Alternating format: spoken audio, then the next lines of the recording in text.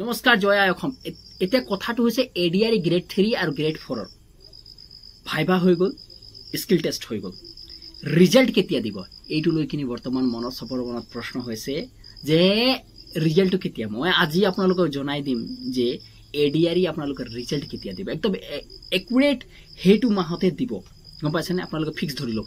এতিয়া এটা কথা আপোনালোকে গম পাইছে যে 10 অক্টোবৰত আপোনালোকে কি হয় জয়নিং লেটাৰ দিব, চাহে এডিআৰই গ্ৰেড 3 হোক, গ্ৰেড 4 হোক, আসাম পুলিচৰ যিমান ডিপাৰ্টমেণ্ট টেট সেট যিমানে হয় প্ৰত্যেকটো ডিপাৰ্টমেণ্টৰ আপোনালোকে কি কৰিছে, আপোনালোকৰ অক্টোবৰ 10 তাৰিখে জয়নিং লেটাৰ দিব। এতিয়া কথাটো হৈ গৈছে যে এডিআৰই গ্ৰেড 3 আৰু গ্ৰেড 4 যিটো পৰীক্ষা হৈ গ'ল তাৰ ৰিজাল্ট কেতিয়া দিব, সেইটো মোৰ মেইন কথা।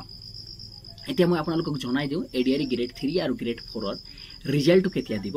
সেইটো কথা চাবলৈ গ'লে এডিআৰই গ্ৰেড 3 আৰু গ্ৰেড 4ৰ ৰিজাল্টটো প্ৰায় এক লগতে দিয়ে, অলপ আগপিছ একদিন দুদিন আগপিছত বা লগতো দি দিব পাৰে, এইটো কোনো গ্যাৰেণ্টি নাই। আপোনালোকক মই কৈ দিওঁ যে ছেপ্টেম্বৰ মাহত এডিআৰই গ্ৰেড 3 আৰু গ্ৰেড 4, গ্ৰেড 3 হ'ব পাৰে অলপ পিছত যাব পাৰে, 2-1 সপ্তাহ দিন আগত আগপিছ হ'ব পাৰে, কিন্তু গ্ৰেড 4 টো ফিক্স আছে যে ছেপ্টেম্বৰত আপোনালোকৰ ৰিজাল্টটো পাই যাব। একদম আপোনালোকে কোনো ধৰণৰ টেনশ্যন ল'বলৈ নাই বা আপোনালোকে একো ভাবিবলৈ একো প্ৰয়োজনীয়তা নাই। আপোনালোকে এটা কথা একদম স্পষ্ট লওক আৰু ফিক্স ধৰি লওক, ছেপ্টেম্বৰ মাহত আপোনালোকৰ ৰিজাল্টটো দি দিব।